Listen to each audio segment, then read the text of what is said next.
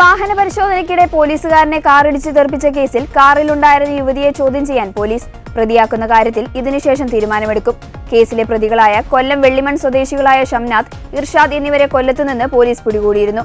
മദ്യലഹരിയിലായിരുന്നതിനാലാണ് വാഹനം നിർത്താതിരുന്നതെന്നാണ് പ്രതികളുടെ മൊഴി.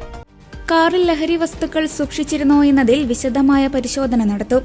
25-ന് പുലർച്ചെ 1:30 കലൂർ ശാസ്ത റോഡ് ഭാഗത്ത് പരിശോധന നടത്തിയിരുന്ന പോലീസ് സംഘത്തിന് നേരെയാണ് യുവാക്കൾ കാറിടിച്ച് കയറ്റിയത്. പോലീസിനെ കണ്ടപ്പോൾ ആദ്യം വേഗത കുറച്ച കാർ പെട്ടെന്ന് മുന്നോട്ട് എടുക്കുകയായിരുന്നു. തുടർന്ന് ASI സന്തോഷ് കാറിന്റെ ബോണറ്റിലേക്ക് തെറിച്ചു വീണു. ബോണറ്റിൽ കുടുങ്ങിയ സന്തോഷുമായി കാർ 20 മീറ്ററോളം ദൂരം മുന്നോട്ടു പോയി. സംഭവത്തിൽ സന്തോഷിനെ ഗുരുതരമായി പരിക്കേറ്റിട്ടുണ്ട്. സമീപ പ്രദേശങ്ങളിലെ 100ഓളം CCTV ക്യാമറകൾ പരിശോധിച്ചാണ് അപകടമുണ്ടാക്കിയ കാർ കണ്ടെത്തിയത്.